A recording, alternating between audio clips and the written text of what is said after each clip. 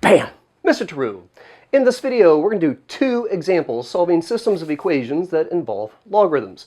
We have the first example here, the second example here. In the description, you'll find timestamps to jump ahead to the second example. You'll also find a link to my webpage that has all my lessons organized by subject, and within each subject, individual chapters. Or you can go to my YouTube channel and find a playlist for algebra, algebra 2, pre-calculus, trig, calc 1, calc 2, statistics, vectors, all kinds of good things. Okay, so example number one. We have here that chalk. Where's my chalk? Okay, so we have the natural log of x over y is equal to 4.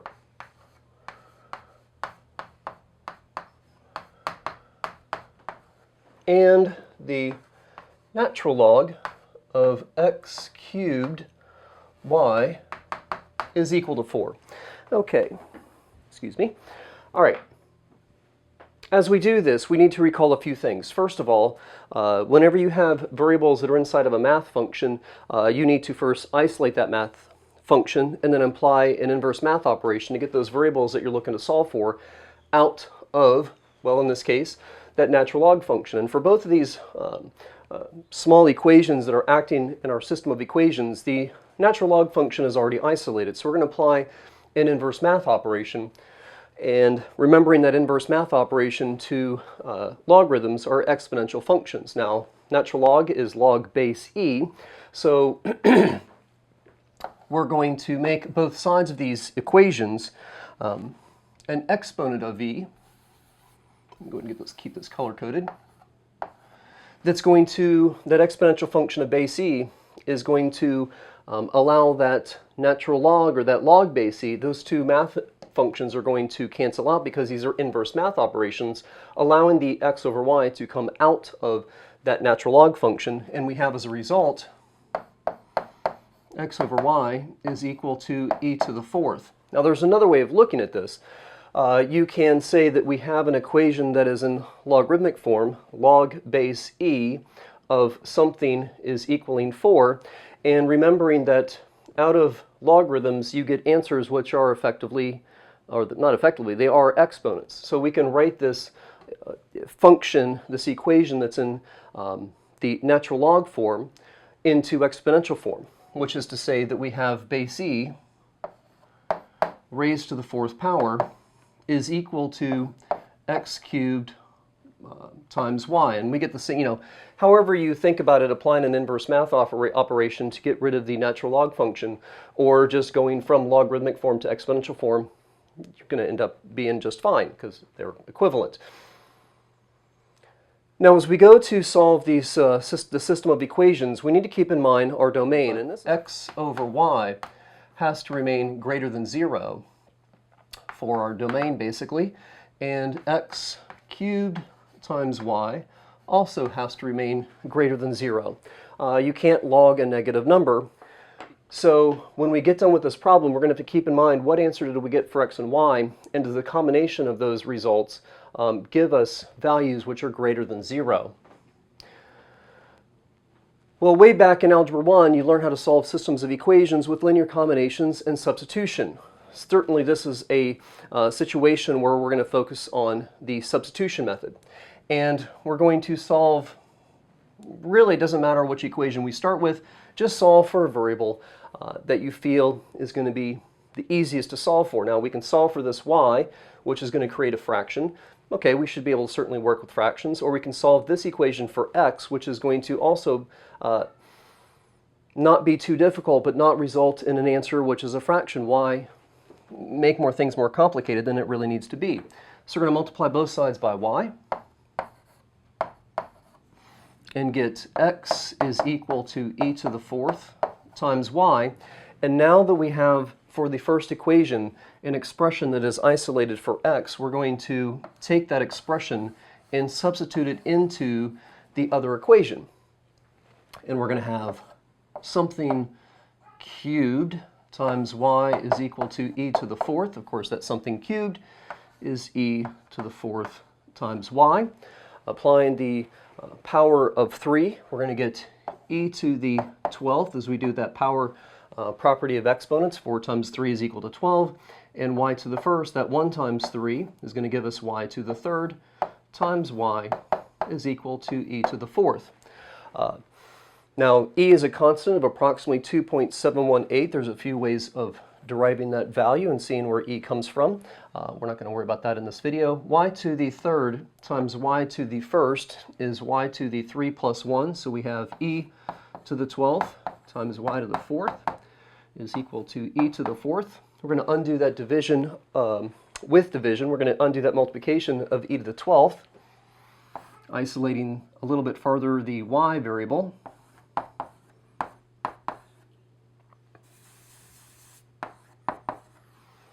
And that is going to give us y to the fourth is equal to, now, e to the fourth over e to the 12th is going to reduce down to 1 over e to the 8th, or e to the negative 8th, as we do that 4 minus 12. And then we're going to get rid of that power of 4 that is applied to the base of y by raising both sides of our equation to a power of 1/4, or effectively taking the fourth root of each side of this equation. And we have y is equal to e to the negative 2 power. Okay, now a positive base of approximately 2.718 raised to any power is going to be a positive value. This is indeed like y is equal to 1 over e squared. It's, why am I even including that? It's going to be positive. So now we're going to take that value of y, which is equal to e squared. We found one of the two values between x and y, and we're going to come back to this first equation and say, okay, well, we know that from the first equation we had the relationship that x is equal to e to the fourth times y. All right, so now we can say for our second variable that x is equal to e to the fourth times y, which is e to the negative 2, and x is equal to e squared, because of course when you multiply like bases you add those exponents, and 4 plus negative 2 is positive 2. Now in combination, because the variables of x and y are working together inside the natural log function of both of these equations, will the combination of these two values fit within the domain of natural log? Well, again, e, which is a positive value raised to any power, is going to be a positive solution. Think about your exponential growth and decay functions. Those have a horizontal asymptote of y equals 0, and it's either exponential growth or exponential decay, unless of course you start talking about vertical shifts, but that's going to be a positive value. E squared is a positive value. So a positive divided by positive is positive, fitting within the domain of the natural log in this first equation, and a positive number cubed times another positive number, of course, is going to be just fine, and both of these answers together are the solution to our first equation. Alrighty then, for our second and last example, we have log base x of y is equal to 2, and log base y minus 4 of x is equal to 1. Now again, this idea of domain, and I mentioned this just a second in the other video, but we have for exponential functions of something like y equals a times b, or y equals b to the x, if b is greater than 1, that's exponential growth. If b is less than 1, then that's going to be exponential decay, and actually this is a little bit of a misstatement. B has to be greater than 0 and less than 1. Why can exponential functions not have a base which is negative? Well, the domain and range, the domain of exponential functions, whether they're exponential growth or decay, are all real numbers. And if you think about something like y is equal to, I don't know, negative 4 to the power of x, and you let x be all real numbers, you could be, say, let's try letting x be equal to 1/2. And you were saying, like, I don't know what this looks like. Let's do a t-table. if you let x be equal to 1/2, then you're going to be doing basically -4 to the 1/2, or the square root of -4, which is not a real solution. Yeah, you can say it's 2i, but it's not a real solution. So in terms of real solutions, this solution does not exist. So exponential functions have to have a positive base. And as you know, going between exponential functions and logarithmic functions, the base of the exponential function becomes the base of the logarithm. Thus, the base of logs, they have to be positive, because the base of exponential functions has to be positive. So I don't know if you needed that little review there, but as we start this problem, just in case you did, there you go. We have an expression of x showing up as the base of this first logarithm, and it's inside the logarithm of our second equation. So either way you look at it, our domain is going to be that x has to be greater than 0. Now we also have variables of y in this problem. This logarithmic function is being applied to this variable of y. So for the values of y, that domain, you have to have that y is greater than 0. And that will be fine for the first equation. But for the second equation here, we have y minus 4 is the base of this logarithm. Well, whether the expression is going in as a base or whether it's going into the actual logarithmic function itself, it has to be positive. So, and y minus 4 has to be greater than 0. So y has to be greater than 0. I went to say 4 and wrote 0. So what inequality meets both of these inequalities? You know, what's the intersection of these two inequalities? Well, it's that y has to be greater than 4. So our domain for x is greater than 0, and our domain for y is that y has to be greater than 4. So we'll keep that in mind as we finish our problem up and we start getting solutions. We want to make sure that we don't get any extraneous solutions and don't catch that. Okay, so here we're going to get these variables out of these logarithm functions by writing them into exponential form. So we have x to the second power is equal to y, and we have y minus 4 to the first power is equal to x. And we're going to bring these together with substitution. So how about we say, hey, this y minus 4 is already set equal to x, so it's basically already set up to go into this equation. Or you can say that this y is equal to x squared and do the substitution that way and put an x squared there. So it doesn't really matter. So what, just to stay consistent with my notes, I'm going to take this expression of x and plug it into this first equation, and we're going to have y minus 4 squared is equal to y. Okay, let's go ahead and square this binomial. We're going to have y squared minus 8y plus 16 is equal to y. Oh my goodness, excuse me. We're going to get this thing set equal to 0 so we can solve the quadratic. So we're going to subtract both sides by y and get y squared minus 9y plus 16 is equal to 0. And the first thing you should be doing is thinking about, can this be easily factored? Well, there's no factors of 16, positive 16, that's going to add to be negative 9. So now you can either do the completing the square process or the quadratic formula. And the quadratic formula is just that. It's just a formula where the completing the square process, well, it actually is how you derive the quadratic formula. They're related. And the completing the square process is going to be valuable, if you remember that, for other applications of mathematics beyond just these problems. So we're going to go ahead and complete the square.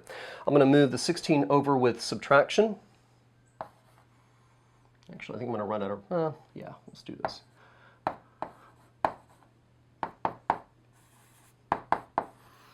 And now we're going to do a little bit of scratch work that I'll have to erase because it's going to be in the way, but we're going to take half of b.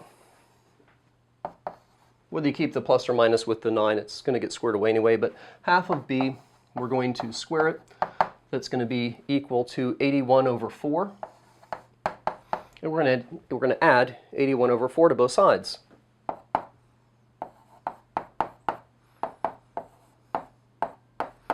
We're also going to need to worry about finding a common denominator, so we're going to think about multiplying the denominator, which is underneath the 16 of 1. We're going to multiply that 1. Let me just go ahead and show that I don't like that. Times 4 and multiply the 16. Oh, how many times I'm going to write the wrong number today as I take this video, tape this video, record this video. I'm showing my age there with saying I'm going to tape it. Okay, so we're going to do 16 times 4, at least in our head. So when you complete the square, of course on the left-hand side you're going to make a trinomial, and it's specifically called a perfect square trinomial. In other words, you're setting up a trinomial that is very easily factored. You can properly kind of like actually factor it. Think of factors of 81 over 4 that add to -9, or because it is a perfect square trinomial, you can just square root the first term, square root the last term, and keep the middle sign, and you'll find the two factors that kind of like automatically that create this perfect square trinomial. So, square root of y squared is y. Square root of 81 over 4, I just erased, of course, we know is 9 over 2. We've got that middle sign, which is minus, so we have y minus 9 halves squared is equal to, okay, so we have negative 64 plus 81. Of course, over 4. Well, 81 minus 60 is 21. 21 minus 4 is 17, so we're looking at 17 over 4. We're then going to square root both sides. Now we're introducing our own even root, so we're going to have to account for both the positive and the negative solution from this even root. And we have y minus 9 over 2 is equal to the square root of 17 over 2, and y minus 9 over 2 is equal to negative square root of 17 over 2. Now as you think about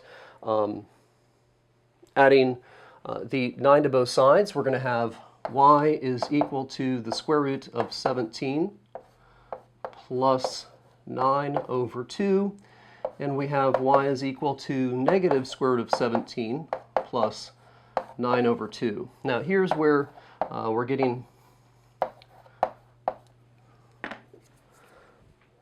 some approximated answers, since I made this up to be inspired by a textbook problem, but we're getting not so clean answers. So we have that square root of 17 plus 9 over 2 is approximately, not exactly, 6.562.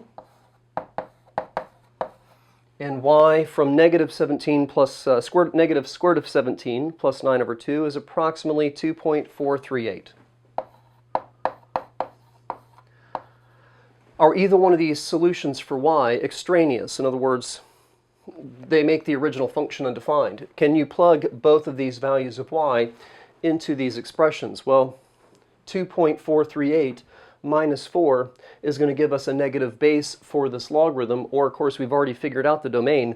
This is not within the domain of our problem, so this is an extraneous solution and needs to get tossed out. So now that we know what y is, let's go ahead and find out what x is. Well, x is equal to, x squared is equal to y. So let's get a different color here because we're looking for the other variable. We have x squared is approximately equal to 6.562.